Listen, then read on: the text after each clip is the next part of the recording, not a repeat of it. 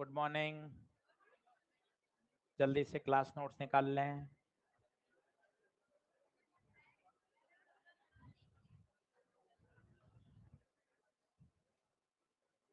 चलिए,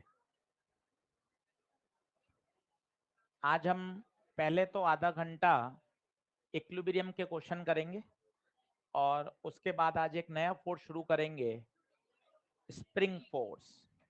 सही है, चलो।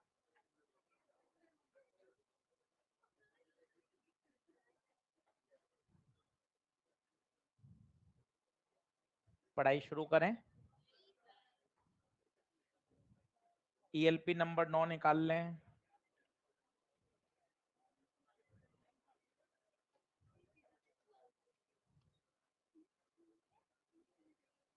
ईएलपी नंबर 9 निकाल लें।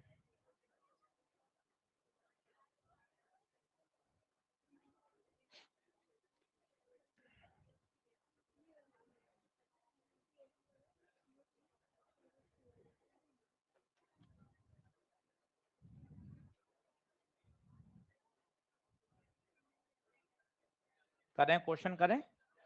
चलो, बहुत आसान है, हेडिंग डाल लीजिएगा, इक्विलिब्रियम बेस्ड क्वेश्चन।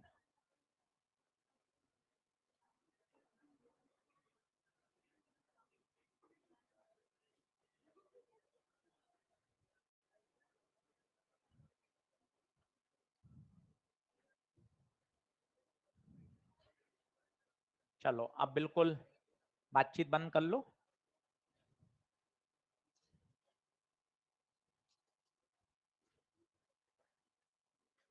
लिखें, हैंग डालिए, इक्विलिब्रियम बेस्ड क्वेश्चन। वेडनेसडे या थर्सडे को एक क्लास लगेगी और वो उन्हीं बच्चों के लिए लगेगी जिनको एनएलएम एक बार और सीखना है, छोटी छोटी बातें।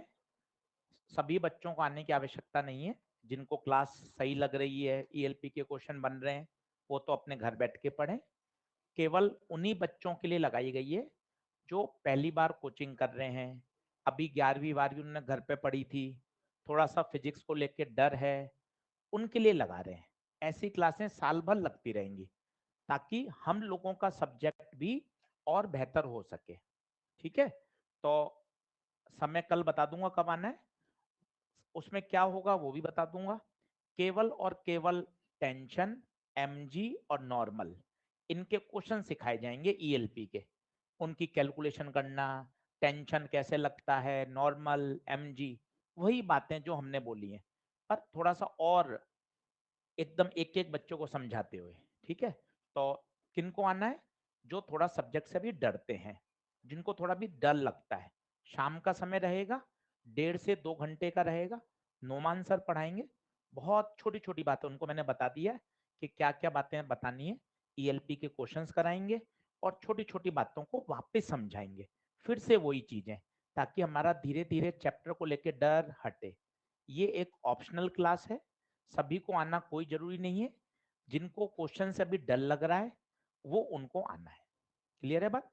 टाइम बता दिया जाएगा, रूम नंबर बता दिया जाएगा, और वो आपको उस पर, अगर आपको लगे कि नहीं मुझे यार अभी जरूरत है, थोड़ा मैं और पीछे महसूस कर रहा हूँ, तो मैं और मेहनत कर लूंगा। ठीक है, इस तरह से साल भर फिजिक्स में लगाते रहेंगे, क्योंकि फिजिक्स थोड़ी सी हमारी नीट वाले बच्चों को लेकर हम थोड़ा डर। अब शांत हो जाएं लास्ट बेंच वाले, एक बार। हाँ भाई, सभी पांचों लोग आगे आ जाओ।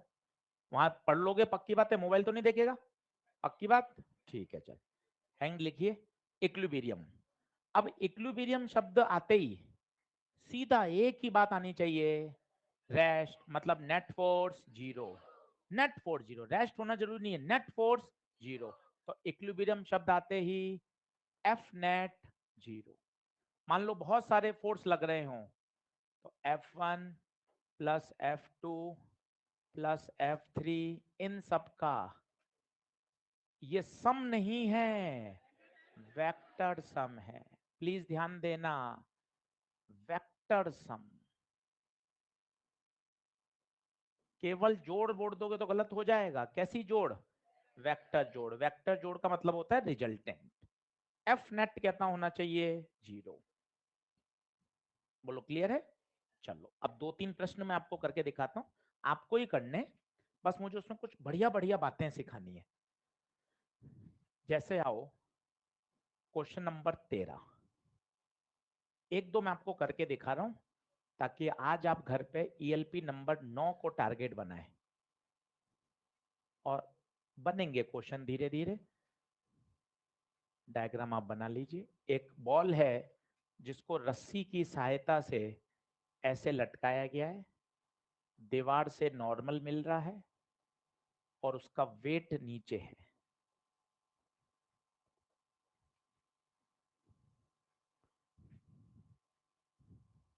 बहुत बढ़िया सवाल है, इसलिए इसको क्लास नोट्स में लिया है ताकि आप इस तरह की बात समझ सकें। अब बिल्कुल बातचीत बंद, धीरे धीरे छोटी छोटी बातों को समझें।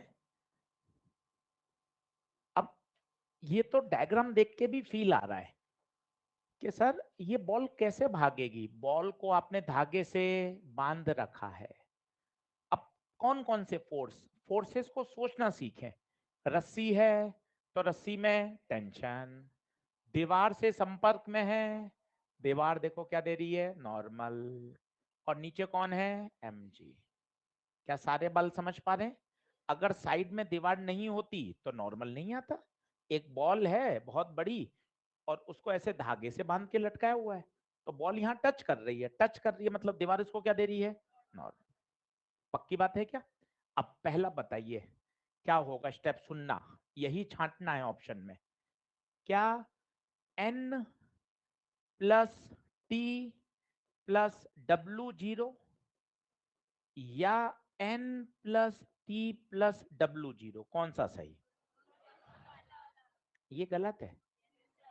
कोई तीनों की जोड़ थोड़ी ना जीरो है, तीनों का वेक्टर सम जीरो है। This is wrong. छोटी छोटी बातों को एंजॉय करो। वेक्टर सम जीरो है, तभी तो बॉडी किसमें है, इक्विलिब्रियम में है। Vector sum of all the forces is zero, not some is zero. हाँ, और कुछ सोचना चाहे, हाँ सर और सोच सकते हैं। इस टी के कंपोनेंट करो, ये थीटा तो ये भी, ये बोलो, ये बोलो, अब चिल्लाओ। टी साइन किसको balance, T sine, T cos, mg बोले तो w वेट।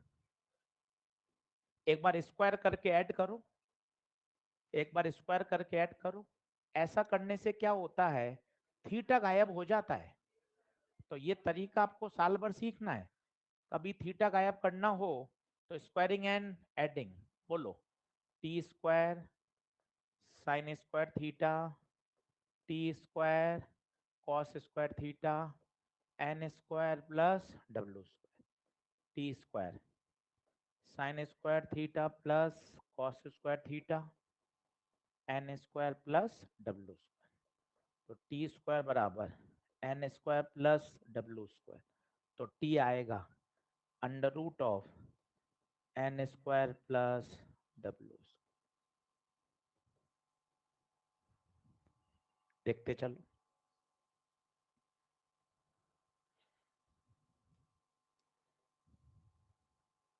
ये तरीके याद रखो कि कभी टेंशन निकालना होता है तो दोनों को स्क्वायर करके ऐड कर दिया, जो थीटा दिख रहा था वो थीटा अचानक से गायब हो गया। ये तरीकों को दिमाग में बैठाना पड़ता है। ये इलेक्ट्रो में भी काम आ सकता है, SHM वेव में भी काम आ सकता है। तो कभी तरीका सीखो, उसको ध्यान रखो। यार स्क्वायर करके ऐड करने से क्या बेनिफिट होता है, थीटा देख अपने आप ही गायब हो गया, sine square plus cos square 10वीं क्लास 1। एक बार डिवाइड कर दो दोनों को, एक बार डिवाइड कर दो तो एंगल आ जाएगा। ये अलग अलग जुगाड़ समझने पड़ेंगे आपको कि यार देखो स्क्वायर करा तो कुछ अलग आया।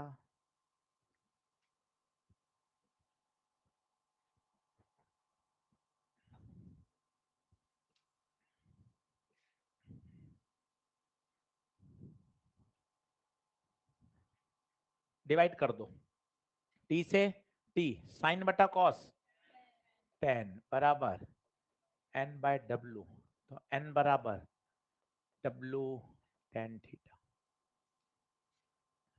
बहुत अच्छा सवाल है, 3 ऑप्शन सही हो गए इसके। आपसे कहे n बराबर w tan थीटा, ये भी सही है। आपको कहे t n w में बताओ, तो ये भी सही है। और आपसे पूछे वेक्टर सम, ये भी सही है। तीनों आंसर सही है। अच्छा और बेहतरीन प्रश्न, स्टैंडर्ड है, सभी जगह मिलता है, आना चाहिए।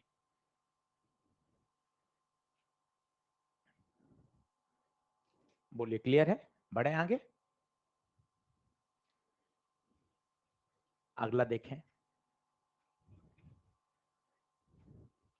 जल्दी से नोट करिए।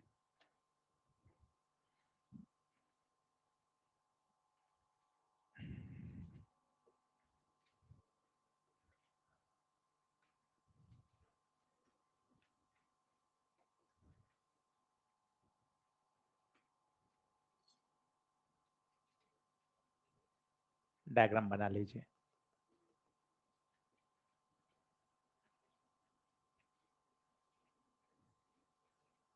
एक एम्स का बढ़िया क्वेश्चन है, इसका एनालिसिस बड़ा काम का है।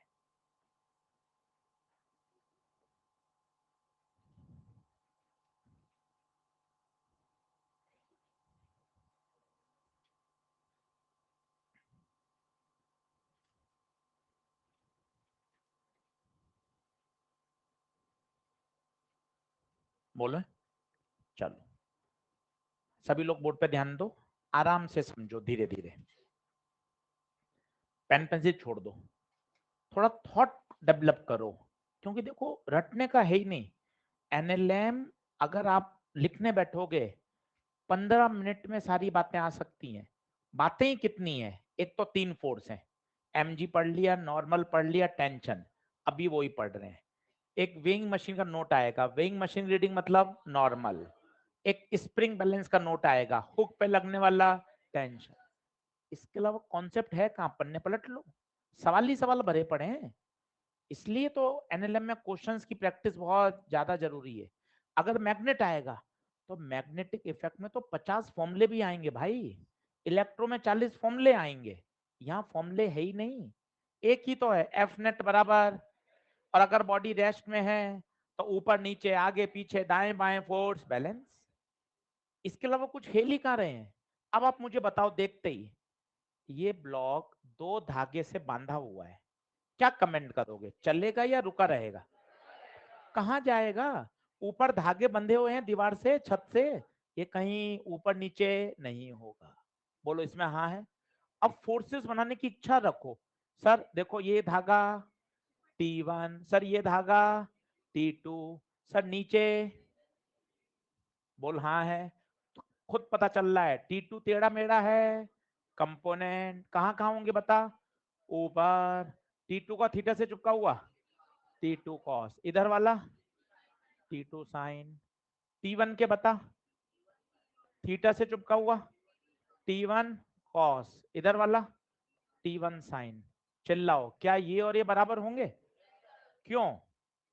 इक्विलिब्रियम है, रेस्ट है, तो T1 साइन थीटा बराबर T2 साइन थीटा, साइन ने साइन को कैंसिल किया, T1 बराबर, ऊपर नीचे बोलो, चिल्लाओ, T1 cos plus T2 cos theta बराबर T1 बराबर T मान लिया, तो T1 की जगह भी T, T2 की जगह भी T, तो 2T कॉस थीटा बराबर mg, तो T बराबर mg बाय 2 कॉस थीटा।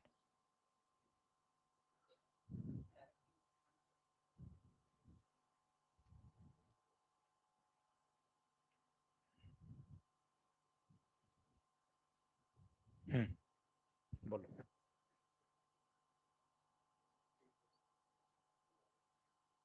अभिषेक, अभिषेक वहां बैठता है, हाँ आजा, कुछ लड़ाई करी होगी इसने, आजा, लगता भी है करी होगी इसने, अभी को तो मारपीट करी लास्ट ब्रेक में। अच्छा, आजा आजा, कोई नहीं, आजा तो।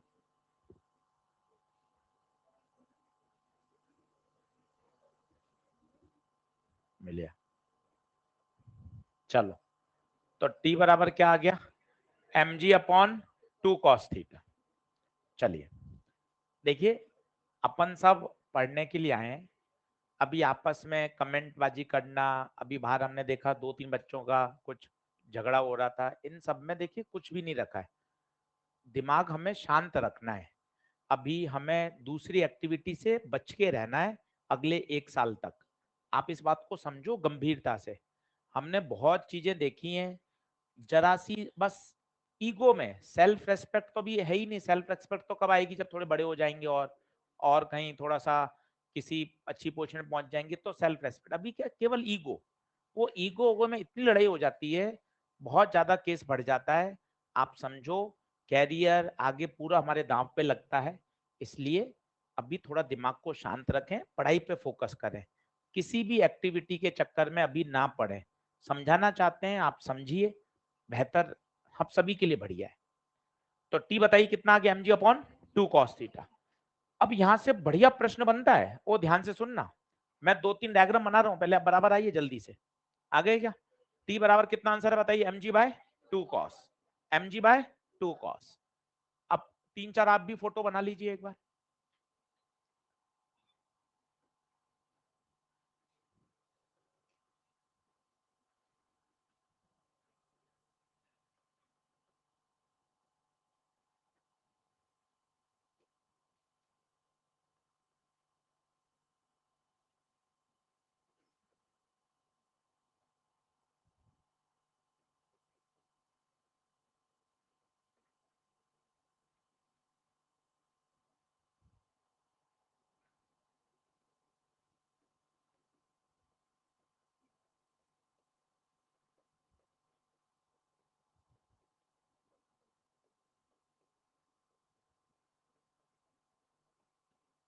देखो क्या सवाल है, उसको समझो।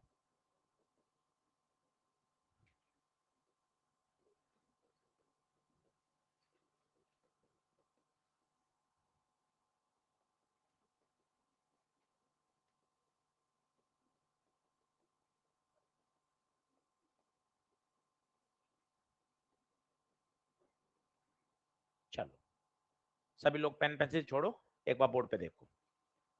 ऐसा सवाल आता है जो हमने अपने ईएलपी में डाला है, जो कि एम्स का प्रश्न है। वो कहता है एक ब्लॉक को ऐसे बांधा गया है, आप देखो सब में क्या अंतर है, क्या एंगल का ही अंतर नहीं है। ये देखिए, किसी में एंगल कम है, किसी में एंगल ज्यादा है। आपसे पूछा जाता है कहां रस्सी में तनाव ज्यादा होगा, आप आराम से देखिए, सबसे ज्यादा एंगल कहाँ है, सबसे ज्यादा एंगल, क्या यहां एंगल सबसे ज्यादा है, सबसे ज्यादा।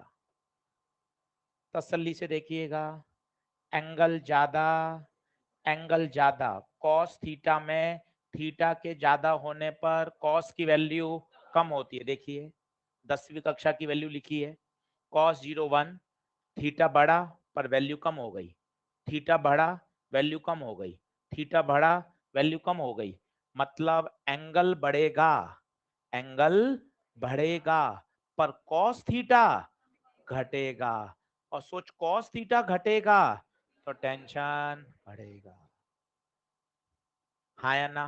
तो बताइए सबसे ज्यादा टेंशन कहाँ होगा, जिसमें एंगल सबसे ज्यादा। सोचिए एंगल ज्यादा, एंगल एंगल ज्यादा, जितना एंगल ज्यादा होगा उतना कॉस थीटा की वैल्यू कम होगी, कॉस थीटा कम होगा तो टेंशन ज्यादा होगा। अब प्रश्न कैसा आता है आप उसको देखिए। देखिए सवाल नंबर 11वां, 11वां देखिए,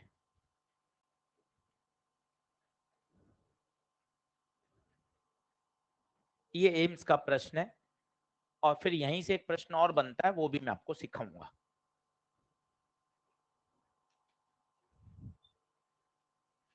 लिख लो, जितना एंगल ज्यादा होगा, आराम से देखो, कोई बहुत बड़ी कठिन बात नहीं है, एक बार समझना चाहिए कि सर आशीष सर इन तीनों में क्या अंतर है। सर एंगल का फर्क है, इसमें एंगल ज्यादा, एंगल ज्यादा तो कॉस थीटा कम, कॉस थीटा कम तो टेंशन ज्यादा, क्यों? इनवर्स है, इनवर्स है। तो थीटा के ज्यादा होने पर कॉस की वैल्यू कम होती है, कॉस की वैल्यू कम होगी तो टेंशन बढ़ेगा। सवाल नंबर देखिए कौन सा कह रहा हूं मैं, 11 पढ़िए। वो कह रहा है कौन से केस में टेंशन सबसे ज्यादा होगा, बताइए किस में ज्यादा होगा, क्यों? फोर्थ में क्यों? वहां दोनों रस्सियों के बीच में एंगल सबसे ज्यादा है, लिख लो वहां, बढ़िया।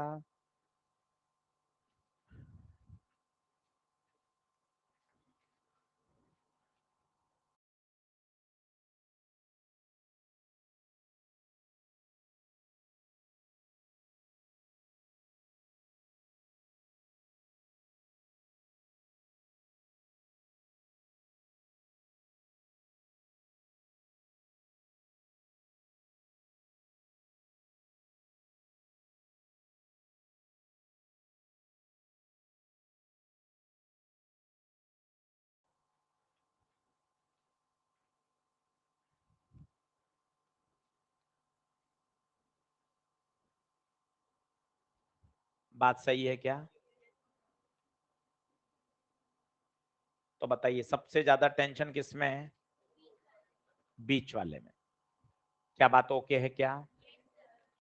चलिए एक प्रश्न और करते हैं, फिर आप सारे क्वेश्चन कर सकते हैं।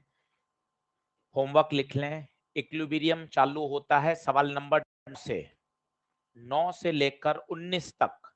आज आपको सारे करने हैं, एक दो मैं और आपको बताता हूं, फिर आज सारे निपटा दीजिए।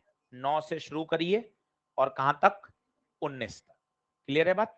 चलो एक सवाल नंबर और देखेंगे, क्वेश्चन नंबर 16।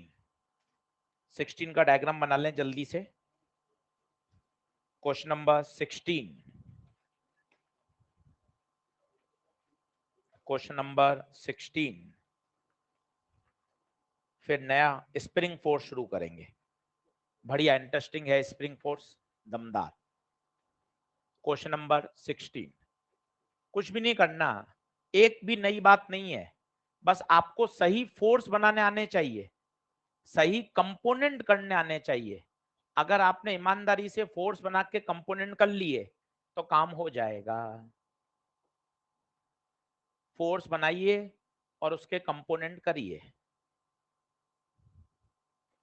डायग्राम थोड़ा सा बड़ा बनाइएगा ताकि एंगल समझ में आए। डायग्राम बड़ा बनाइएगा, साफ साफ दिख रहा है बॉल इन दोनों प्लेन के बीच में फंसी हुई है, तो बॉल कहीं नहीं जाएगी। तो सिर्फ और सिर्फ क्या करना है? फोर्सेस बनाने हैं और आगे पीछे ऊपर नीचे क्या करना है? बैलेंस। कोई रॉकेट साइंस नहीं है, सही मैथ्स लगा दीजिए, आंसर आ जाएगा।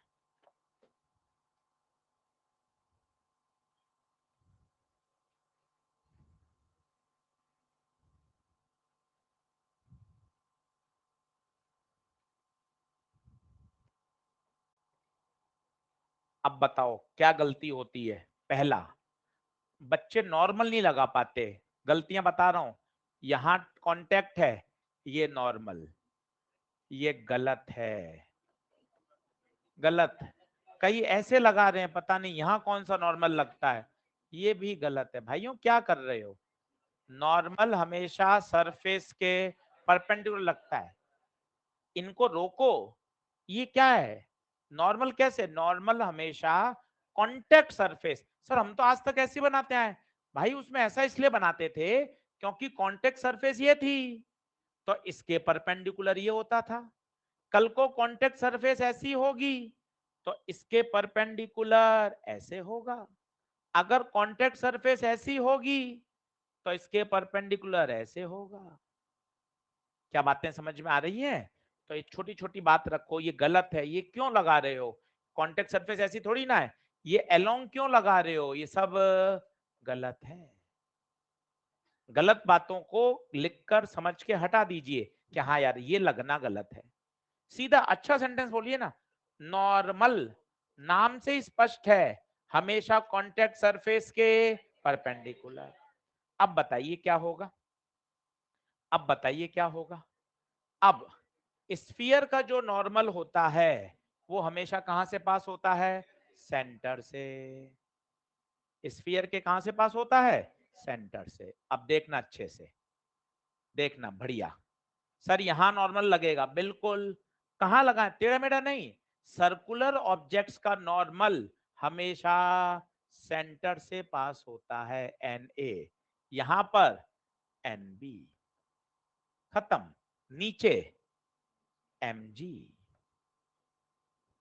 इतने सही फोर्स बनाना सीखो और वहां लाइन लिख लो।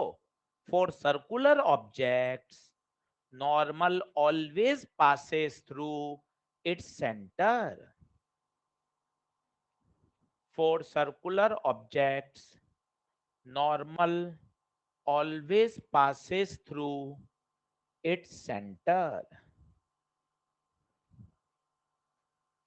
और कोई फोर्स? सर टेंशन नहीं सर, दूर दूर तक कोई रस्सी नहीं है। अब साफ साफ दिख रहा है किसके कंपाउंड करने की इच्छा है? एन ए और एन बी। अब इसके लिए थोड़े एंगल सोचने पड़ेंगे। इसमें मास्टर की कोई गलती नहीं है फिजिक्स वाले की। अभी 8वीं 9वीं 10वीं लगानी है। देख कैसे कैसे होंगे बता। इस तीर के निशान के कहां कहां होंगे? एक इधर और एक ऊपर। इस वाले तीर के निशान के एक इधर और एक ऊपर। अब तुझे एंगल में जोर आएगा। एंगल कहां से लाऊं सर? एंगल कौन सा होगा? वो एंगल ही खेल है। ये वाला कितना दे रखा है? ये 37 है। अब देखना कौन सा एंगल कैसे जाएगा, कोशिश करना, कोशिश करना, सीखना। ये लाइन दिख रही है, ये लाइन दिख रही है, बताओ ये वाला 37 होगा क्या? देख लो। क्यों 37 हुआ? सेम वही दो लाइन है। वापस बताइए। मुझे चाहिए यहां पर ये 37 है तो क्या ये 37 होगा? क्यों? वर्टिकली अपोजिट, आमने सामने के। देखते चलो। ये 37 है। थोड़ा बड़ा करूंगे, बड़ा बना देता हूं। अच्छा उसी में जूम हो जाता ना। चलो ये बात भी सही है।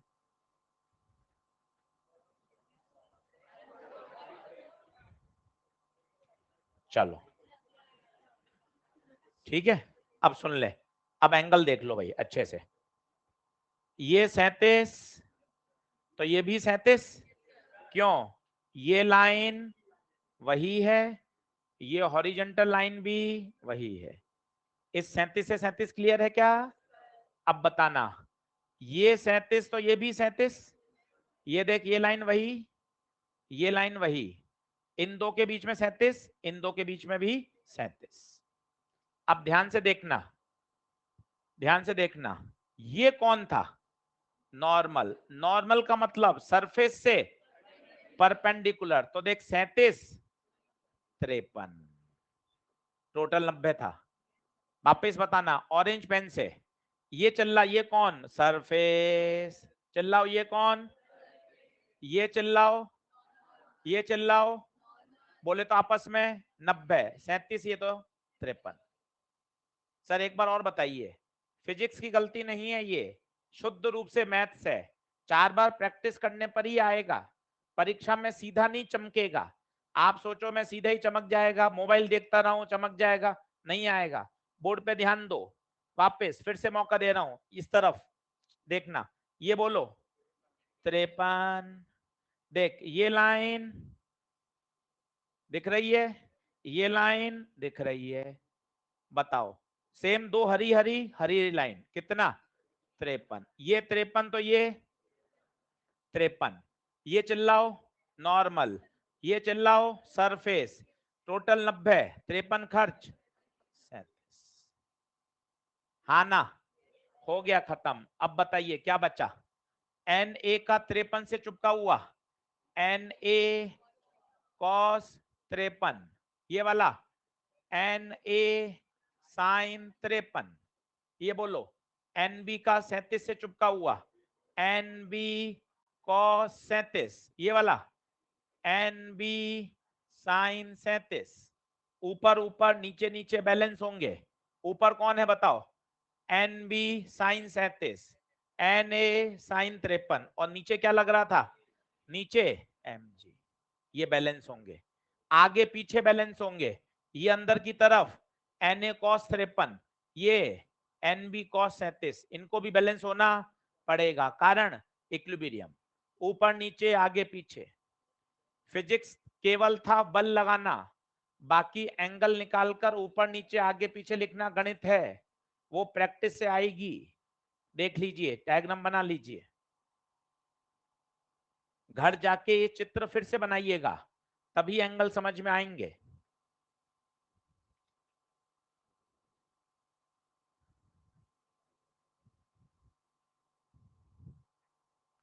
आज का होमवर्क है 9 से 19, और अभी स्प्रिंग फोर्स पढ़ाऊंगा तो फिर स्प्रिंग की ओर जोड़ूंगा।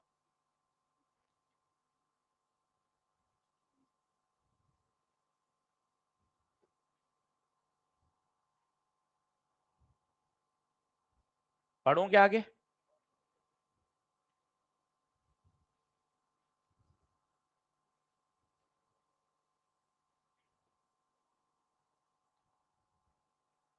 बैलेंस कर लीजिए, बैलेंस करिए, बताइए। Na cos 53 किसको कर रहा है? Nb cos 37, cos 37 चिल्लाओ, cos 37 4/5, cos 53 3/5, 3Na बराबर 4Nb, पहली इक्वेशन। ऊपर नीचे बैलेंस करिए, ऊपर कौन कौन है? Na sin 53, Nb sin 37 बराबर mg, sin 53 4/5, sin 37 3/5 equal to mg। 5 LCM, 4Na plus 3Nb बराबर mg, 4Na प्लस 3Nb बराबर 5mg। देख, दो इक्वेशन आ गई। अब तो कुछ मत करो, यहां से Na की वैल्यू निकालो, वहां पुट कर दो। Na की वैल्यू बोलो, 4/3 Nb, यहाँ Na पुट कर दो, दोनों आ जाएंगे। मैथ्स है।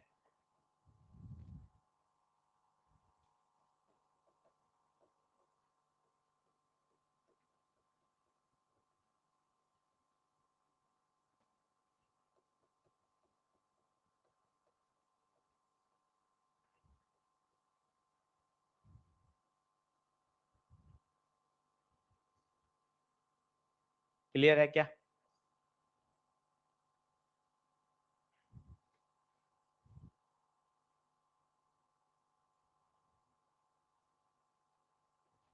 कल काफी बच्चों ने 7 और 8 बना ली है पूरी पूरी एलपी, जिन्होंने नहीं बनाई वो बनाइए जरूर। कॉपी में कराए हैं, क्लास नोट्स में है, वीडियो रिकॉर्डिंग में है, बच्चों के सॉल्यूशन में पोस्ट कर दूंगा 2-3 बच्चों के, ताकि आपको मोटिवेशन मिले कि हाँ भाई कर रहे हैं। काफी बच्चे करते जा रहे हैं साथ साथ, इसलिए रोज 1 घंटा 1.25 घंटा पढ़िए। पूरे दिन फिजिक्स पढ़ने से फायदा नहीं मिलेगा, सभी विषय पढ़ने पड़ेंगे।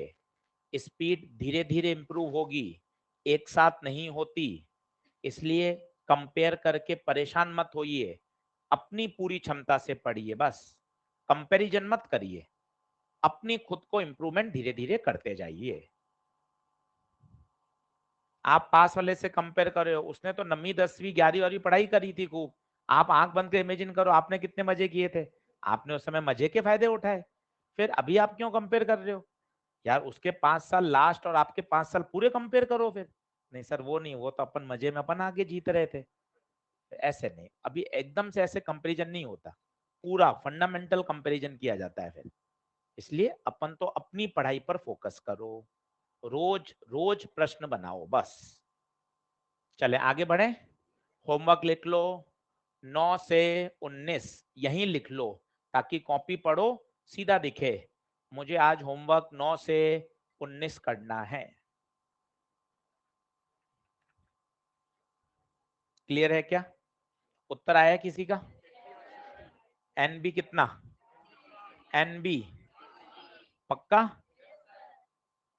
60 न्यूटन। चलो आओ, आज एक नया फोर्स पढ़ना, बिल्कुल बहुत तसल्ली से। पूरा 1 घंटा बचा हुआ है, स्प्रिंग फोर्स 1 घंटे में शानदार लेवल पे तैयार हो जाएगा। हेडिंग डालो नए पेज से, स्प्रिंग फोर्स। आज पढ़ाऊंगा, कल यही चीज एक बार और सिखाऊंगा। ईएलपी नंबर 9 होमवर्क दे ही दिया है। अब हेडिंग डालिए स्प्रिंग फोर्स। चलो अब सीखते जाओ बिंदास, दो दो बार सीखना और आज सही करना। स्प्रिंग फोर्स, आप सभी ने स्प्रिंग देखी है। जरा एक बात बताओ और एक बात सुनो, ये स्प्रिंग है और इसको मैंने ऐसे दीवार से बांध रखा है। एक इसमें मेन चीज होती है जिसे हम कहते हैं नेचुरल लेंथ। क्या कहते हैं? Natural length. यहां आपने एक ब्लॉक बांध दिया, आप पेन में से स्प्रिंग निकालिए और रख दीजिए। वो अपने आप अंदर बाहर नहीं होती, इसका मतलब नेचुरल लेंथ पे कोई फोर्स नहीं होता, कोई फोर्स नहीं लगाती नेचुरल लेंथ पर। जब आप स्प्रिंग के साथ छेड़छाड़ करोगे, या तो उसकी लंबाई बढ़ाओगे या उसको कंप्रेस करोगे, तभी कौन सा फोर्स आएगा? Spring force. माना मैंने इसको एलोंगेट किया, सुनते जाइएगा, मैंने इसको क्या किया? एलोंगेट किया। एलोंगेट करने पर क्या होगा? ये स्प्रिंग ऐसे फैल गई। खुद बताइए, स्प्रिंग की प्रॉपर्टी क्या है? अपने आप कहां आना चाहती है वो? नेचुरल लेंथ पर। सोचो, आपने खींच दिया, कहां आना चाहेगी अब वो? अंदर की तरफ। मतलब ये किनारे पर फोर्स कहां लगेगा? अंदर। F spring. वापिस समझिएगा, आपने स्प्रिंग को खींचा, ये खींच के छोड़ दिया, दोनों किनारों को कहां खींचेगी? अंदर। क्यों अंदर खींचेगी? ताकि वो अपन को नेचुरल लेंथ पे आना चाहती है। मजे की बात, ये किनारा भी और ये किनारा भी, पर करें क्या? ये तो दीवार से बंधा हुआ है, पर फोर्स तो दोनों पे लगेंगे। जैसे ये देखो, शब्द कठिन है, तुरंत एक दूसरे एग्जांपल से देखो। ये सबसे आसान। mg बताओ नीचे, टेंशन बताओ ऊपर।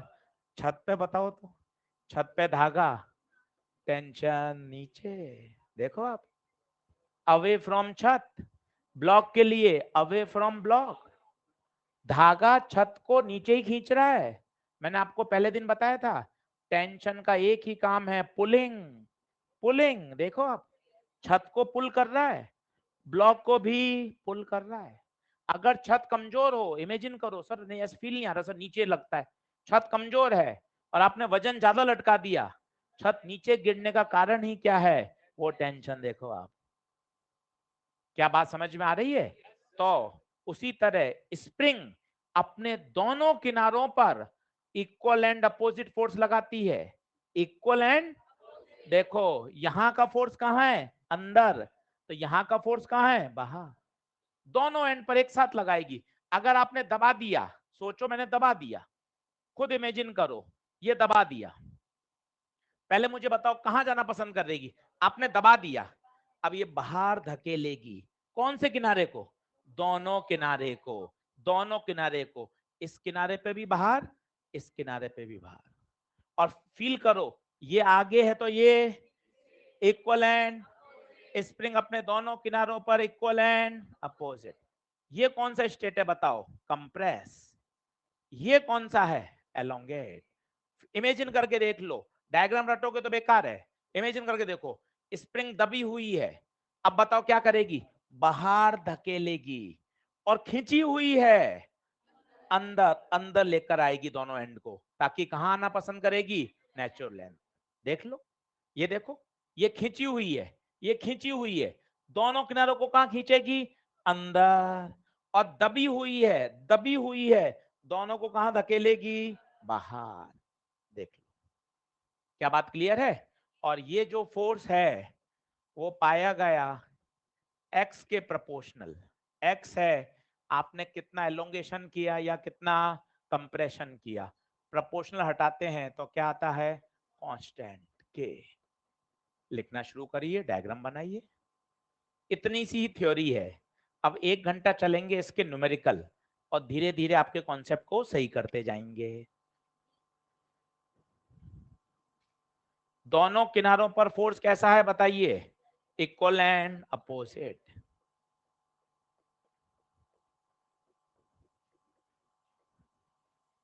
सर के कौन है, के कांस्टेंट है, कुछ किताबों में से लिखा जाता है स्प्रिंग कांस्टेंट।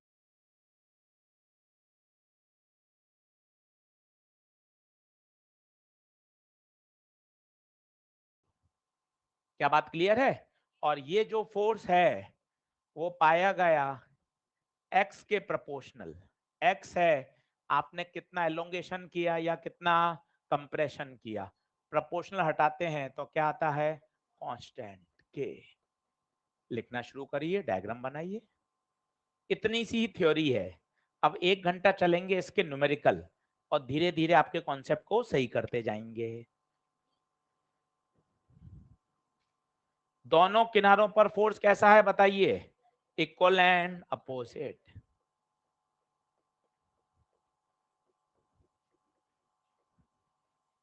सर के कौन है, के कांस्टेंट है, कुछ किताबों में से लिखा जाता है स्प्रिंग कांस्टेंट। ये बहुत बातों पर निर्भर करता है।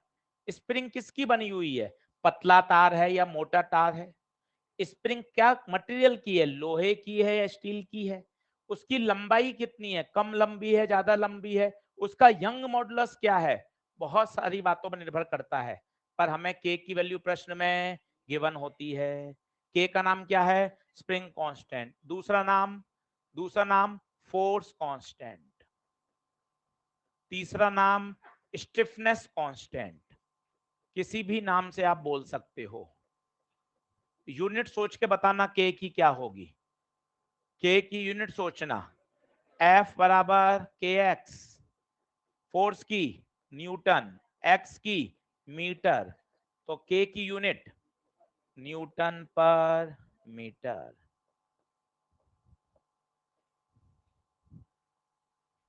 यहां एक नोट लगाइए, स्प्रिंग अपने दोनों एंड पर हमेशा इक्वल एंड अपोजिट फोर्स लगाती है।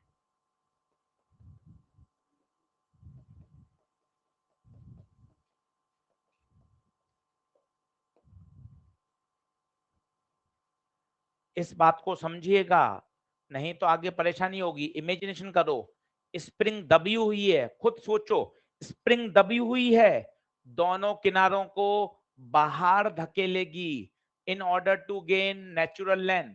खींची हुई है, दोनों किनारों को अंदर खींचेगी। ये इमेजिनेशन जरूरी है, सवालों में काम आएगा।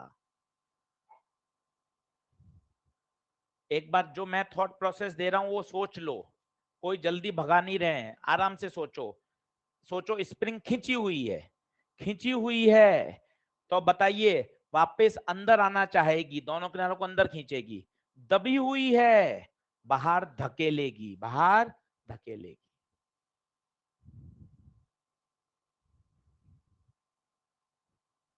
के की यूनिट न्यूटन पर मीटर।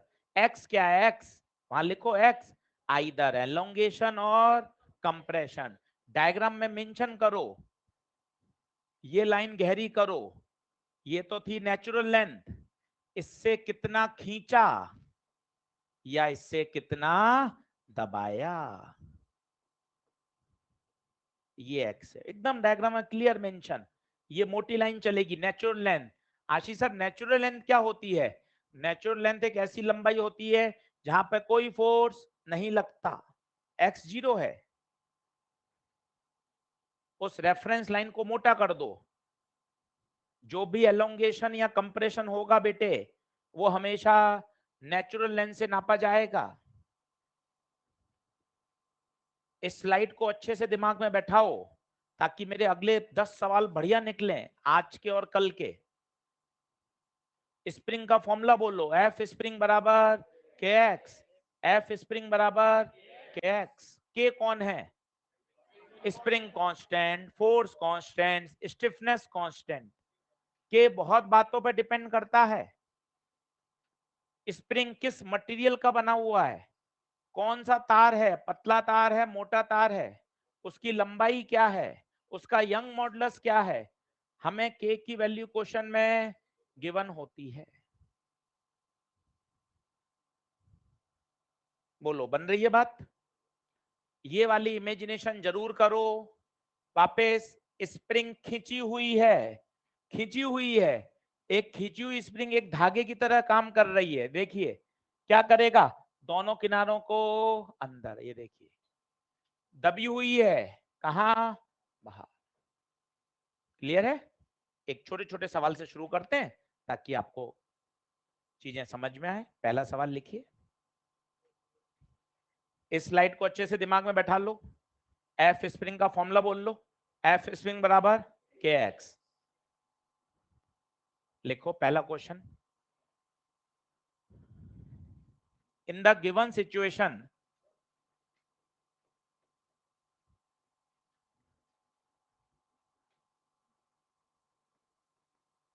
डायग्राम बना लो।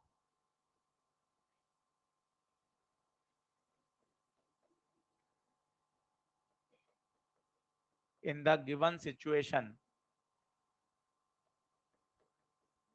डायग्राम बना लो। कैलकुलेट एलोंगेशन और compression in the spring.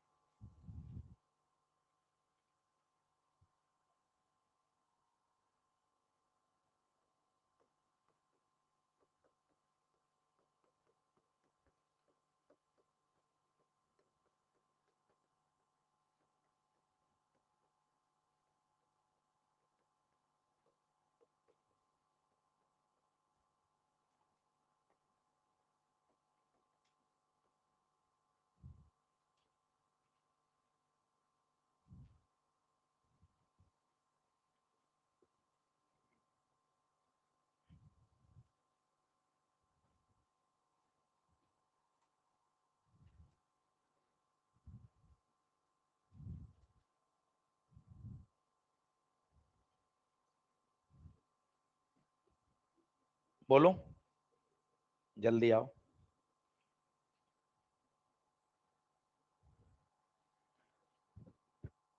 Sir answer तो आ रहा है, एफ बराबर के एक्स लगा दो, आंसर तो कोई बड़ी बात नहीं है। एफ 40 और के 200, ये कटा एक्स 4/20, 1/5 मीटर। सेंटीमीटर में करेंगे तो 100 से मल्टीप्लाई कर दो, तो कितना आ गया?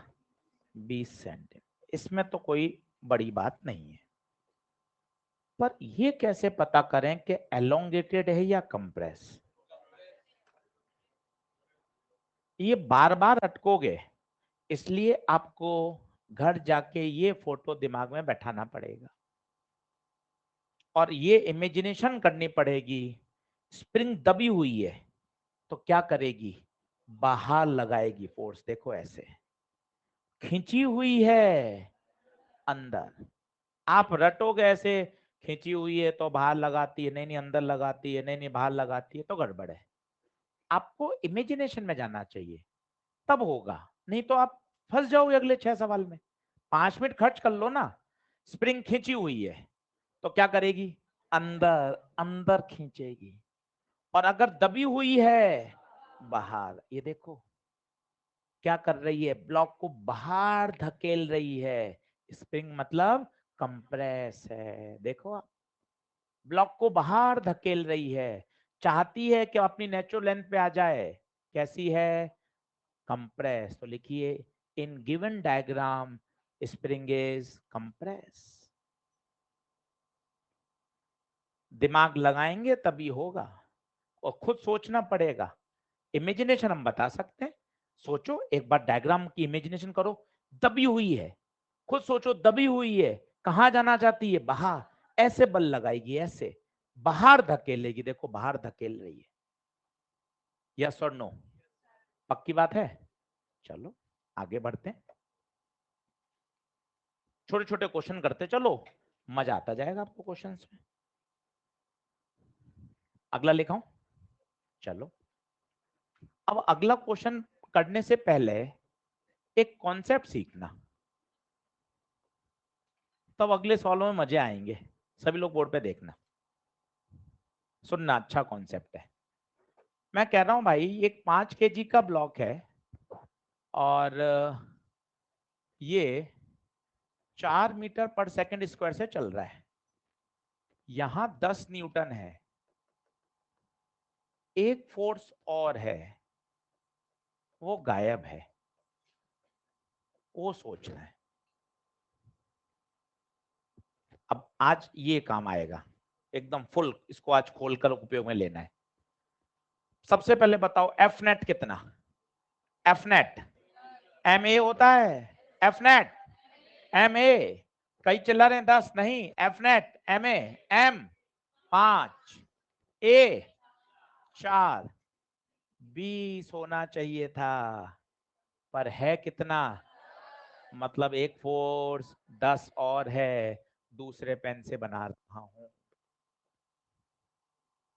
वापस कोई दिक्कत नहीं, सीखते जाइएगा, सोचेंगे तो आएगा। 5 kg का ब्लॉक है, 4 मीटर पर सेकंड स्क्वायर से,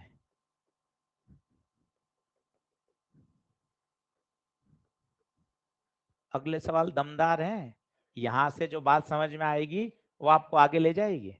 चलिए सबसे पहले बताइए, एफ नेट एम ए, अभी इतना कर रहे हैं, फिर मौखिक कर देंगे, एम 5, ए एफ नेट तो 20 होना चाहिए, ऐसा शब्द लिखोगे तो मजा आएगा।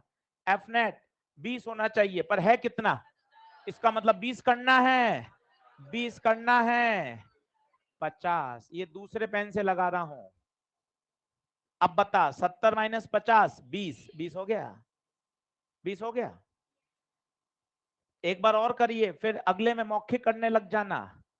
वापस देखो, 2 kg, ये 8, ये 4, सोचो, एफ नेट बराबर एम ए, चलाना पड़ेगा, और कोई ऑप्शन नहीं है, बहुत नहीं बनना है, दौड़ाना है। एफ नेट बराबर एम ए, 2 × 8 16, 16 चाहिए, है कितना? 4, दूसरे पेन से 12, आगे बोलो, हाँ या ना? हाँ जी,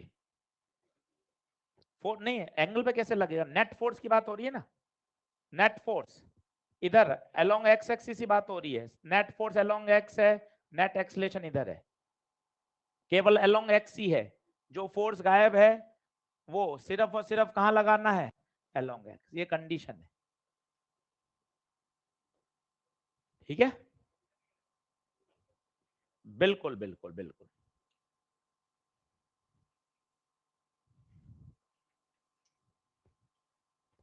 बोलूं क्या आगे? सोचना, अगले साल में काम आएगा ये।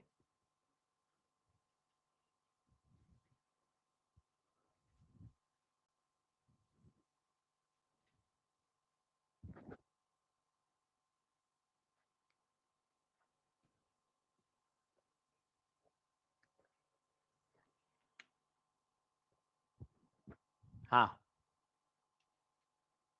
फैन ऑन करूंगा, गर्मी हो रही है पीछे बहुत। कूलिंग आज एसी की भी नहीं हो रही क्या आगे? कोई बंद करवा के आया है क्या?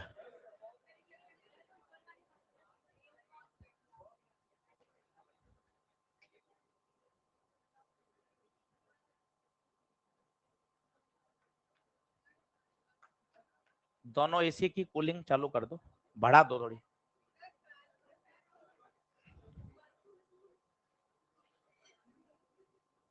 चलो बढ़े आगे, लिखे। टीवी कैसे बंद हो गया?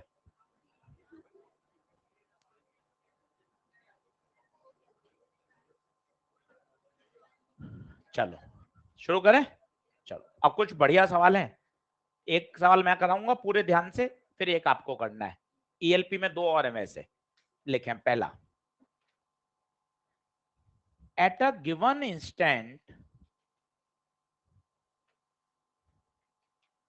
At a given instant,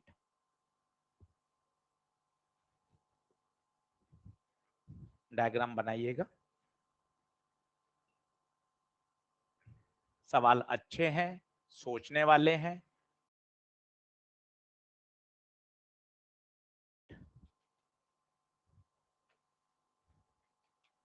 at a given instant,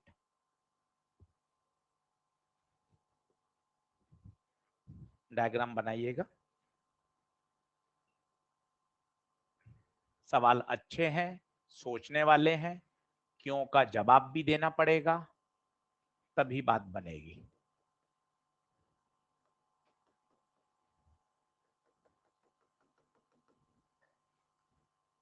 diagram बना लीजिए।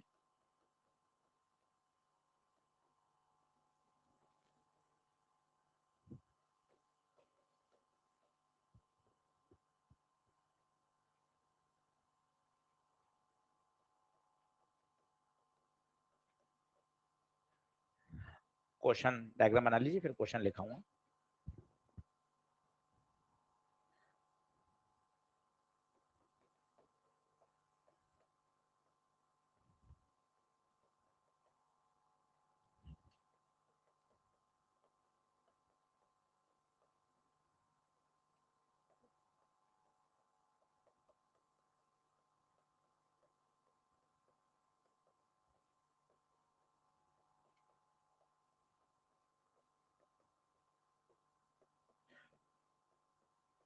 हर बात का जवाब सुनना, तभी मजा आएगा।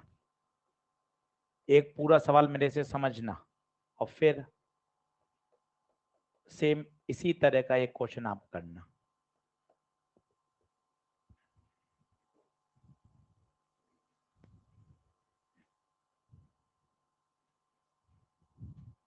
फुल सोचने वाला सवाल है, मतलब फिजिक्स वाली जो चीजें है ना, अब थॉट प्रोसेस में आने लग जाएंगी, और इसको वापस फिर से पढ़ना जरूरी है। लिख लिए के सारे पार्ट? जल्दी आ जाओ।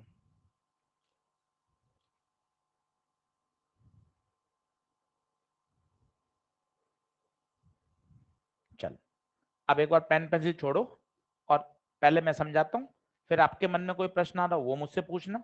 बिल्कुल सेटिस्फाई हो जाओ 2-3 बार में, फिर अगला करना।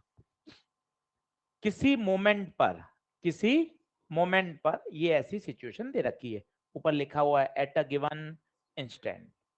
अब आप सुनना, पहले पेन पेंसिल छोड़ो, सिर्फ सुनो। क्या लग रहा है आपको? 2 kg तो चल रहा है, कितने से? 5 से। 5 से तो 2 kg के लिए सोच रहा हूं मैं, ये लिख रहा हूं, बाद में फिर ओरल करूंगा। एफ नेट बराबर M A, M 2, A 5, F net 10। पूरा हिंदी में लिख रहा हूं, अच्छा समझ में आए। 10 होना चाहिए, है कितना? होना 10 चाहिए था, 40 कहाँ? पीछे। पेन बदल कर, चाहो तो नए चित्र में करना, ताकि पता चले। उसी में कर लोगे तो समझ में नहीं आएगा। 40 पीछे, पहले यहाँ हाँ भर लो, वापस समझ लो फिर से। एफ नेट बराबर एम ए, एक एक शब्द। 2 किलो के लिए मास 2, एक्सलेशन 5, एफ नेट 10 होना चाहिए। शब्द कितने बढ़िया हैं, हिंदी के शब्द इतने प्यारे हैं। 10 होना चाहिए, है कितना? 10 करना है, 40 पीछे। पेन बदल दिया, ये प्रश्न में दिया हुआ नहीं था। अगर यहां 40 है, यहां भी 40 होगा।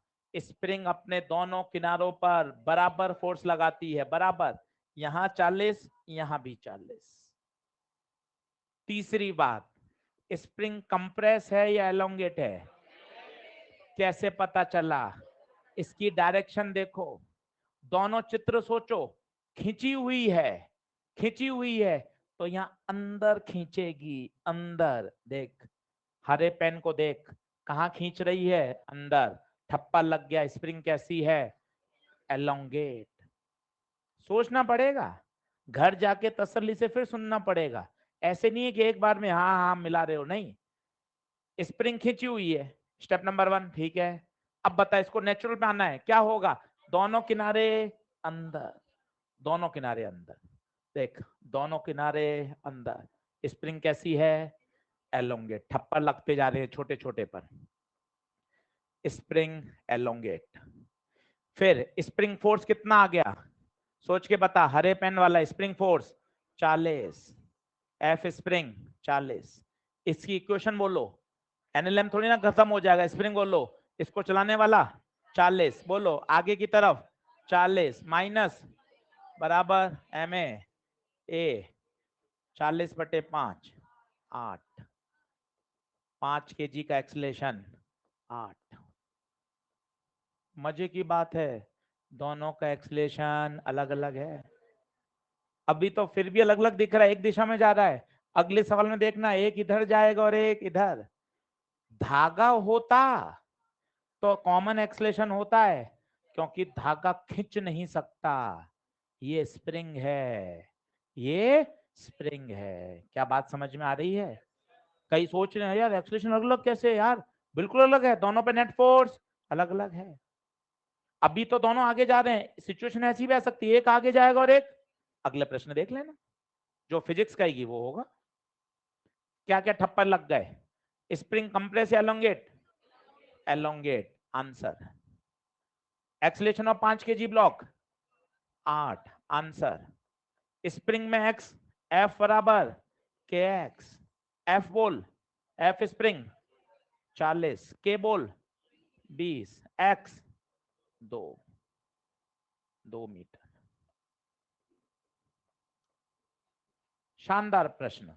2 मिनट रुक रहा हूं, पूरा नोट करिए, मुझे बताइए क्या चीज इसमें से एक बार और समझाऊं। पहले आप नोट डाउन करिए प्यार से, फिर ऐसा ही सवाल एक खुद करिए घर पर। ऐसे ईएलपी में 2 और हैं, और मैं तो चाहूंगा आप ये सोचें, स्प्रिंग खींची हुई है तो क्या होगा? दोनों किनारों को अंदर, दबी हुई है बाहर धकेलेगी। डायग्राम बना के समझ के याद करोगे तो बढ़िया। आप सोचो मैं ऐसे ऐसे रटूं, ऐसे बायो रटी जाती है ये वाले तरीके से। फिजिक्स ऐसे नहीं रटी जा सकती। फिजिक्स तो आपको इमेजिनेशन से लाना ही पड़ेगा, तभी मजा आएगा। बोलो।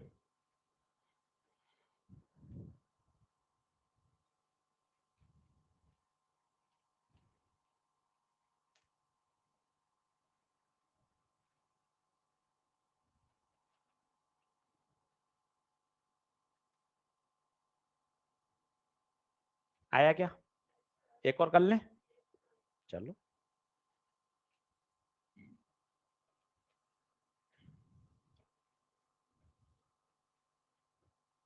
अगले सप्ताह पढ़ोगे तो मजा नहीं है, अभी 10-12 दिन है, अभी से पढ़ो।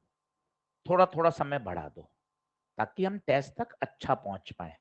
एनएलएम फ्रिक्शन पूरा आएगा, केवल NLM friction. Basic maths vector कोई चैप्टर ही नहीं है, वो उसके अंदर हर जगह काम आता रहता है basic maths vector. NLM friction पूरा आएगा।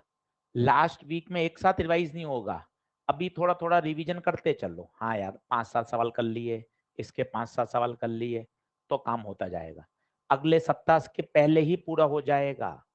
WP शुरू कर देंगे, पर वर्क एनर्जी नहीं दे रहा, पूरा फोकस एनएलएम फ्रिक्शन। संडे फिर होम टेस्ट रखेंगे 50 प्रश्न का, ताकि इस बहाने आपके नए सवाल की तैयारी हो जाएगी। क्योंकि ये तो सवाल कर लिए, मोर और लेस याद हो गए, नए सवाल देखते हैं वही चीज लगाने का फिर मन करता है। फिर एक 50 सवाल बनाऊंगा, संडे घर बैठ के अपने 50 सवाल करो ताकि अच्छे से वो तैयार हो सके। चलिए लिखें, अगला करेंगे खुद, लिखें। एट अ गिवन इंस्टेंट, पूछूंगा पूछूंगा इस पार्ट का आंसर कैसे आया, कैसे बताओ, एक्सप्लेन करो। At a given instant, diagram बना लीजिए।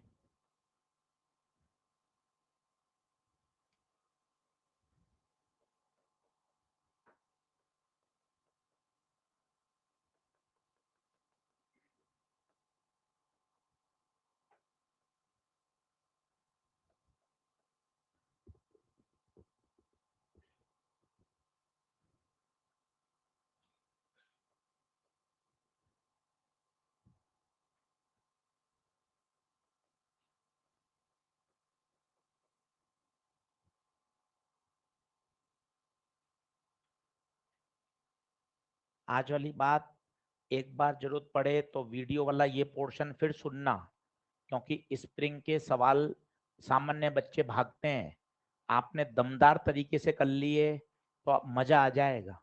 इसलिए स्प्रिंग को थोड़ा सीरियसली से आज करना 1-1.5 घंटा, और जरूरत पड़े थोड़ा अटक रहे हो तो इसी वीडियो वाले को, इस पोर्शन को वापस सुनना, ताकि ये शब्द और अच्छे से समझ में आए। फाइंड, पहला, spring is elongated or compressed, elongated or compress। दूसरा part, calculate the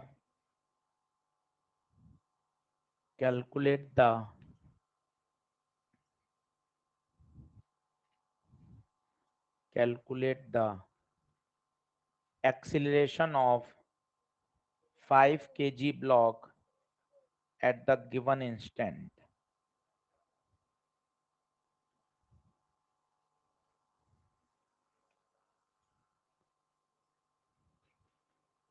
acceleration of 5 kg block at the given instant। आराम से सोचिए, पहले खुद सोचिए, गप्पों से बेहतर है हम थोड़ा प्लान करें। मैं बैठा हूं ना, मैं और वैसे समझाऊंगा, तुझे मजा आएगा स्प्रिंग में। अरे यार ये तो बढ़िया बात सीखी आज।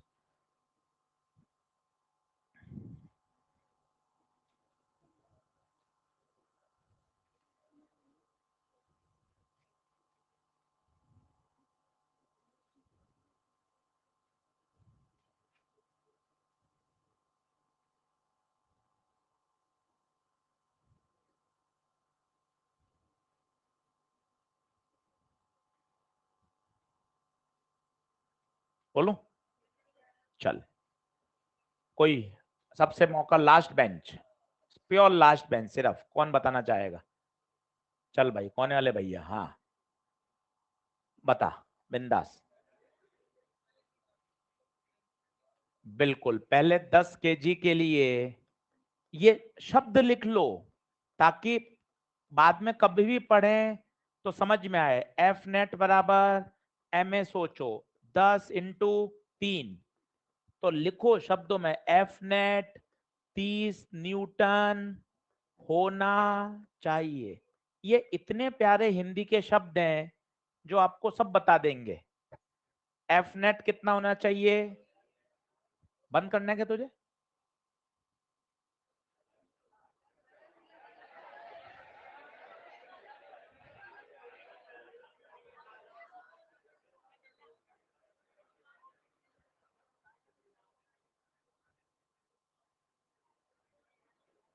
आ जाए फटाफट। चलो, तो 10 केजी ब्लॉक के लिए कितना न्यूटन होना चाहिए? 30 न्यूटन होना चाहिए। है कितना? 10। 30 करना है, 20 और लगाओ, ये 20 लगाओ, पेन बदल कर, ये 20। सोचिए, स्प्रिंग अपने किनारों पर बराबर इक्वल एंड अपोजिट फोर्स लगाती है। 20 इधर तो 20 इधर। बोल, क्या ये बात सही है? क्या बराबर फोर्स लगाती है? अब सोचिए ऐसी स्थिति कब होगी, वो डायग्राम सोचना पड़ेगा। मैं हर बार सोच रहा हूं, आप नहीं सोच रहे। खींची हुई है, खींची हुई है, अंदर खींचेगी, दबी हुई है, बाहर धकेलेगी। देख कैसे धकेल रही है, बाहर, बाहर धकेल रही है। ये कब होगा, कंप्रेस। लिख दो कंप्रेस। बोलो हाँ है। अब 5 kg का सोचो, 5 kg पे बल, स्प्रिंग फोर्स कहां, 20, किधर भागेगा खुद बताइए, इस तरफ भागेगा, इस तरफ भागेगा, लेफ्ट में। इक्वेशन बोलोगे, 20 माइनस 0 बराबर ma, 20 बराबर 5 a 4, लेफ्ट या राइट, लेफ्ट। मैंने आपको ये भी कहा था अभी, कुछ भी संभव है। वो आगे जा रहा है और ये पीछे जा रहा है। पिछले बार में दोनों आगे जा रहे थे, क्योंकि अब बीच में रस्सी नहीं है, स्प्रिंग है। क्या क्लैरिटी आ रही है? 2 सवाल ऐसे और हैं ईएलपी में, और आपको शानदार समझ में आ जाएगा, हाँ या ना? चलो अब थोड़ा सवाल चेंज करें, पूरा लिख लो, आंसर बताओ कंप्रेस, और बताओ एक्सीलरेशन 4। कोई आपसे स्प्रिंग फोर्स पूछे, स्प्रिंग फोर्स बता दो 20। कोई एक्स पूछे, एक्स बता सकते हो, एफ बराबर क्या लगा देना, के एक्स, एफ बराबर के एक्स। बोलो हाँ है क्या? चलो जल्दी आओ, स्टार लगा के रखो, दोनों सवाल बढ़िया है। आज घर जाके मजा आएगा अगर 1.5 घंटा स्प्रिंग को सवाल करने में दोगे तो। चलो अब प्रश्न चेंज कर रहे हैं, लिखिए, इन the given situation, in the given situation calculate the elongation in the spring,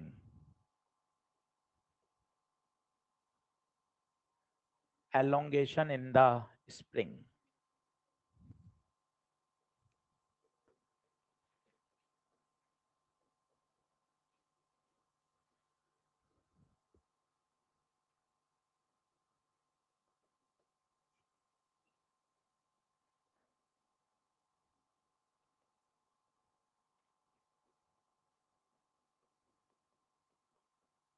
बहुत आसान सवाल होते हैं, जितनी आपने एनएलएम की समझ पैदा करी है पिछले 8-9 ईएलपी से, वो धीरे धीरे धीरे धीरे वो हर जगह काम आती है।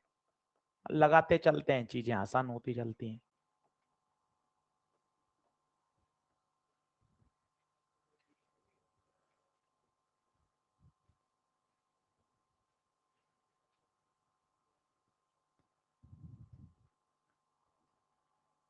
अब मौखिक हो सकता है, बस मौखिक के लिए थोड़ी प्रैक्टिस चाहिए होती है, तो धीरे धीरे आप भी मौखिक सीख जाते हैं। बताइए, सबसे पहले हमारा फोर्स mg, रेस्ट आते ही आपको पता चलना चाहिए mg को कोई बैलेंस करेगा, इसका मतलब स्प्रिंग फोर्स ऊपर, स्प्रिंग फोर्स ऊपर। क्यों ऊपर क्यों है, अगर बैलेंस कैसे करेगा, नहीं तो रेस्ट है, रुका हुआ है। इसका मतलब एफ स्प्रिंग किसके बराबर, mg, 2g बोले तो 20 न्यूटन।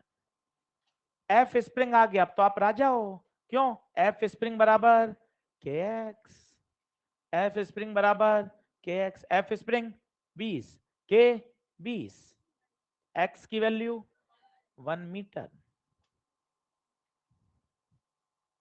कुछ भी नहीं है, सवाल कठिन से कठिन होते जाएंगे। अगली सिचुएशन कुछ और ही कह रही है, अगली सिचुएशन कुछ और ही कह रही है।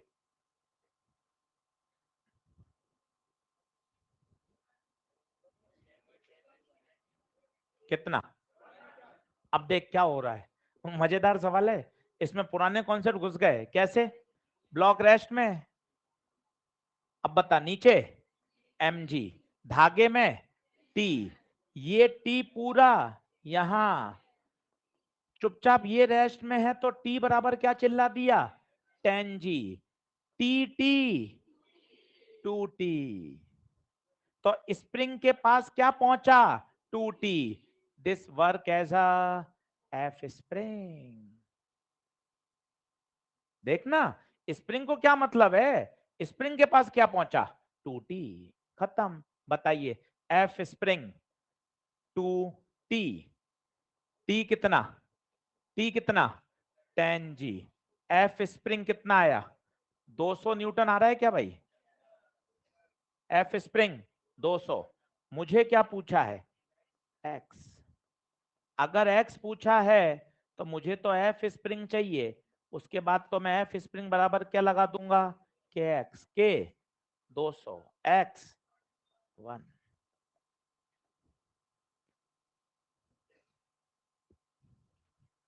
एक और कर लो ऐसा, फिर कराऊंगा काटने वाले सवाल। स्ट्रिंग को काट दिया, स्प्रिंग को काट दिया, नीट में आए हैं 2 बार सवाल हो, उस तरफ क्वेश्चन की तरफ बढ़ेंगे। ये है बेसिक सवाल कि हाँ सर रेस्ट में है, फोर्सेस एकदम अच्छे से आने चाहिए। एफ स्प्रिंग का फॉर्मूला याद कर लो, 5 सवाल हो गए। एफ स्प्रिंग बराबर के एक्स, एफ स्प्रिंग मैं सुनना चाहता हूं, एफ स्प्रिंग के कौन है, के स्प्रिंग कांस्टेंट या फोर्स कांस्टेंट, हाँ या ना। आप ये वाला डायग्राम फिर फिल कर लो, अगर दबी हुई है तो फोर्स बाहर, और अगर खींची हुई है अंदर खींचेगी दोनों ब्लॉक। स्प्रिंग अपने दोनों किनारों पर बराबर और अपोजिट फोर्स लगाती है, बराबर और अपोजिट। क्लियर है, चल अगला लिख, कोशिश कर।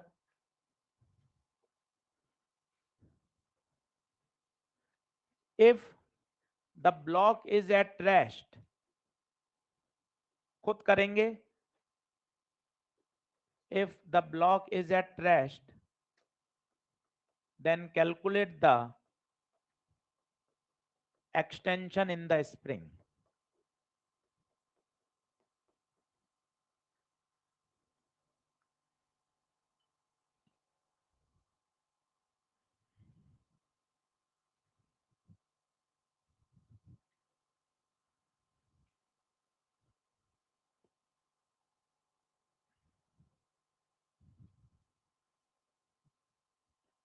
सोचो, खुद सोचो।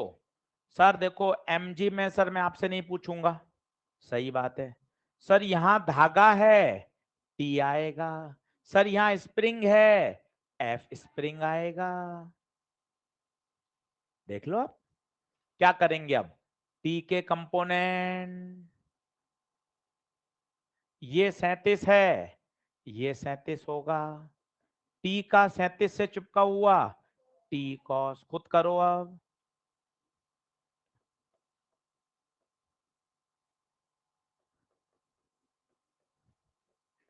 सिचुएशन कितनी बन सकती हैं, अगर आपके फंडामेंटल क्लियर हैं सब होते जाएंगे।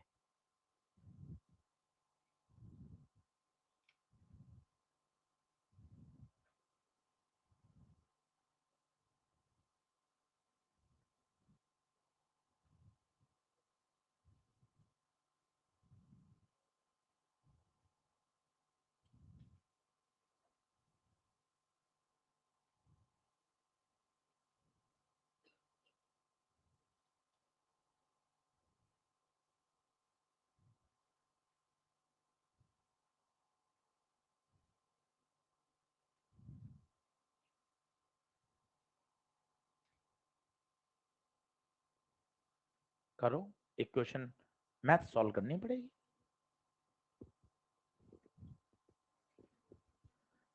यहां आएगा टी साइन 37 और आएगा एफ स्प्रिंग साइन 53। अब आगे पीछे ऊपर नीचे, तो टी कॉस 37 बैलेंस करेगा F spring cos 53, cos 37 4/5, cos 53 3/5, 4t बराबर 3fs। पहली इक्वेशन, ऊपर नीचे बैलेंस करें, ऊपर कितना है, ऊपर कितना है t साइन 37 और एफ एस साइन 53, नीचे 10 जी। T sine 37 3/5, F S sine 53 4/5 बराबर 10 जी। 5 एलसीएम 3t प्लस 4fs बराबर 10 जी। तो 3t प्लस 4fs बराबर 50 जी। ये दो इक्वेशन आनी चाहिए, चेक करो। अब यहां से t की वैल्यू निकाल लो, कितनी आएगी 3fs/4। यहां t पुट कर दो, यहां t पुट कर दो, तो 3fs/4 प्लस 4fs बराबर 500। तो 4 एलसीएम 3 तिया 9 प्लस 4fs बराबर 500। 16 इधर 16, तो 16 और 9 25 fs 504 2000 25 8 fs 80 आ रहा है भाई, fs 80 न्यूटन, fs 80।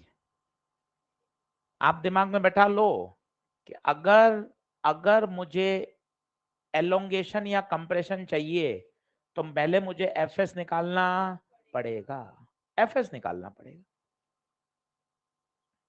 एफएस आ गया, इसके बाद तो आप राजा हो। एफएस बराबर के एक्स, एफएस एफएस 80 के 100।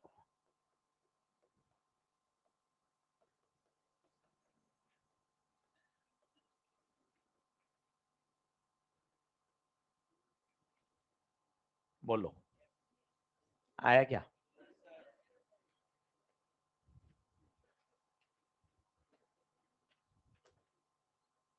करें, अच्छा सवाल है काम का। इन्हीं प्रश्नों को करो, ईएलपी के क्वेश्चन करो, धीरे धीरे चीजें दिमाग में बैठती जाएंगी, ऐसे ही पढ़ा जाता है। चलो आगे लिखो, लास्ट कॉन्सेप्ट है, आज समझाऊंगा, कल आते ही इसके न्यूमेरिकल फिर से बताऊंगा, ताकि 2 दिन ये बात दिमाग में बैठेगी। हैंग डालिए, spring oblique string, spring oblique string cutting problem. वापस बोलता हूं, spring oblique string cutting problem. यहीं रेड लाइन से ऊपर होमवर्क भी लिख लो, ईएलपी नंबर 9 पहला, दूसरा, तीसरा, चौथा, 7वां, 8वां। ईएलपी नंबर 9 पहला, दूसरा, तीसरा, चौथा, 7वां, 8वां और 9 से 19 ईएलपी नंबर 9 के। ठीक है, मतलब 2 प्रश्न छोड़ने बस, 5वां और 6ठा जो कटिंग के हैं। चलो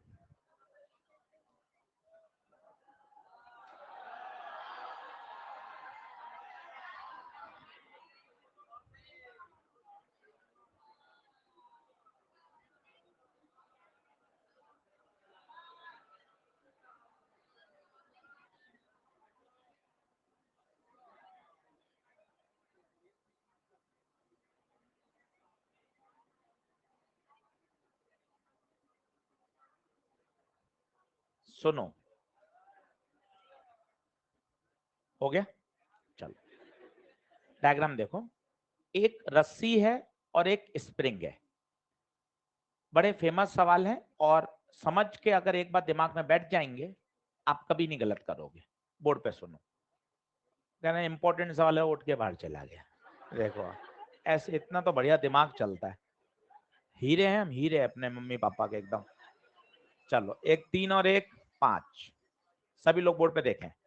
अब बिल्कुल शांत रहेंगे, सुनेंगे। इंट्रोडक्शन ही दे रहा हूं, कल ही न्यूमेरिकल आएंगे, पर आज एक बार सुन लोगे ना, तो कल ये बात जल्दी से हम चीजों को दिमाग में सेट कर देंगे। पहले समझो, नीचे चल रहा हो 5G। 5G सोच रेस्ट में है तो स्प्रिंग ऊपर 5G ही लगा रही होगी। बड़े बनिए, स्प्रिंग 5G लगाएगी तभी तो रुका रहेगा। स्प्रिंग दोनों किनारों पे बराबर लगाती है, ये 5G ऊपर तो इस पर FS, 5G नीचे, इसका MG नीचे, 5 और 3 8G, तो टेंशन 8G। इतना जल्दी करना सोचना पड़ेगा और बन जाएंगे धीरे धीरे। वापस देख लो कहां से गाड़ी मैंने चलाई, यहाँ 5G रेस्ट में था तो ऊपर स्प्रिंग 5G, स्प्रिंग दोनों किनारों पर बराबर अपोजिट फोर्स लगाती है। इस किनारे पर 5G ऊपर तो इस किनारे पर 5G, इसका खुद का MG नीचे, ये भी रुका हुआ है सब, 5 और 3 8, तो ऊपर भी 8। बोलो क्लियर है?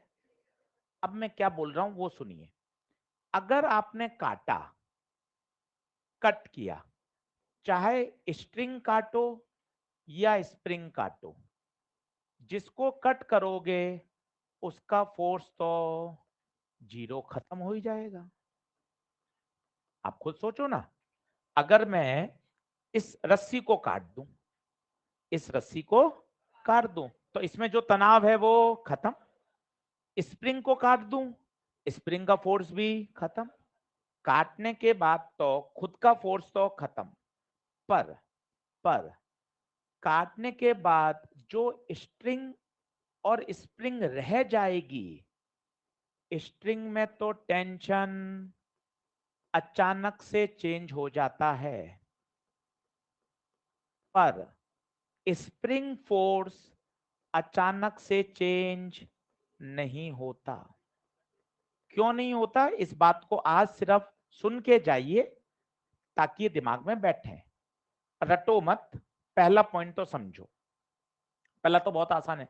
रस्सी काट दी, रस्सी को काट दोगे, रस्सी में तनाव 0, स्प्रिंग को काट दोगे, स्प्रिंग फोर्स 0, जिसको कट कर दिया उसका तो फोर्स उसी समय खत्म, टेंशन ही नहीं। पर जो बच गया, जो बच गया, जैसे उदाहरण पे सुनना मैं क्या कर रहा हूं, इसी में छेड़खानी कर रहा हूं, सुनना। अब मैंने स्प्रिंग को काट दिया, स्प्रिंग को क्या कर दिया, ये देख स्प्रिंग कट गई, पता है क्या होगा, स्प्रिंग फोर्स खत्म हो गए तुरंत, ये तुरंत खत्म हो गए, ये तो धड़ाम नीचे गिरेगा 5G से, और उसका टेंशन अचानक से चेंज हो जाएगा। अब 8G थोड़ी ना रहेगा भाई, उसको तो सिर्फ रोक के रखना है, सिर्फ कितना रह जाएगा 3G, 8 नहीं 3। मैंने क्या शब्द बोला वो देखो, स्ट्रिंग का टेंशन अचानक से चेंज हो जाता है, पहले 8G था तुरंत कितना हो गया 3G। और इमेजिन करके बताता हूं आपको अच्छा लगेगा, रस्सी है, रस्सी से आप एकदम लटके हुए हो, ठीक है, अभी रस्सी खींची हुई है एकदम और उसके टेंशन आपका वेट बैलेंस कर रहा है, आप कूद गए रस्सी से। अब बताइए जो पीछे रस्सी है उसमें टेंशन कितना रह गया 0। एक धागे से एक कॉइन लटका दीजिए, अब बताइए अभी कॉइन के वेट की वजह से धागा एकदम तना हुआ है सीधा, जैसे ही आप उसको काटोगे क्या हो जाएगा, कॉइन नीचे गिर जाएगा और धागे में टेंशन 0। धागा अपने टेंशन को तुरंत बदल लेता है, तुरंत, देखिए तुरंत बदल लिया, पहले कितना था इसमें 8, अब कितना आ गया, ये शब्द देखिए, स्ट्रिंग अपने टेंशन को, पर मजे की बात है स्प्रिंग चेंज नहीं करती। क्यों नहीं करती वो सोचिए, क्योंकि स्प्रिंग, स्प्रिंग जैसे ये है, यहां कौन था, स्प्रिंग था, सुनते जाइएगा, ये स्प्रिंग था, ये स्प्रिंग था, मैंने इसको काट दिया, पर इसमें जो स्प्रिंग फोर्स था 5G, ये अचानक से चेंज क्यों नहीं होगा, उसका कारण सुनो, क्योंकि पूछा जाता है काटने के तुरंत बाद, तुरंत बाद, तुरंत बाद मतलब इसी समय। हाँ आप 1 या 2 सेकंड बाद पूछोगे तो स्प्रिंग का एक्स बदल जाएगा, एक्स बदल जाएगा तो स्प्रिंग का फोर्स भी, पर काटने के तुरंत बाद स्प्रिंग अपने फोर्स को कैसे बदलेगी? उसको मान लो एलोंगेट हुई हुई है, उसको वापस नॉर्मल पे आना है, तो नॉर्मल पे आने पे समय लगेगा ना, 1 या 2 सेकंड बाद तो अलग हो जाएगी कहानी। और तुरंत काटने के जस्ट तुरंत बाद उसका एक्स अचानक से बदलेगा, और जब एक्स ही नहीं बदलेगा तो एफ बराबर के एक्स से स्प्रिंग फोर्स भी नहीं बदलेगा। बात थोड़ी सी कठिन है।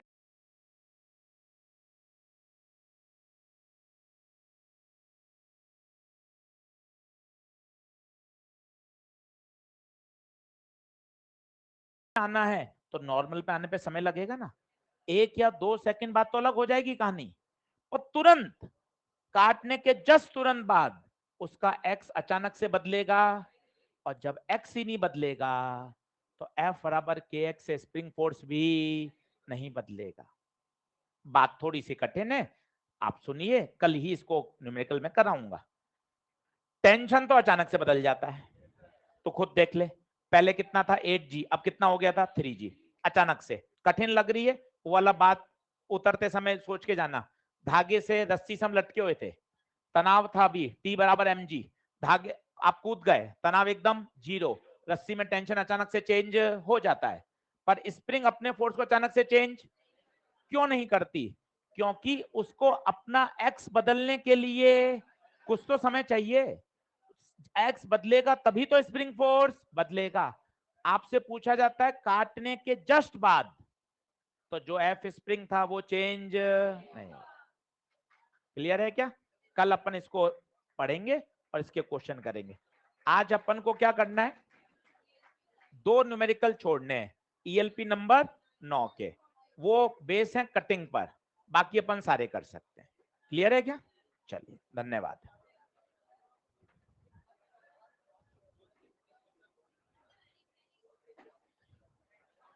कल यही वाली बात को सुनेंगे और इस पर न्यूमेरिकल करेंगे।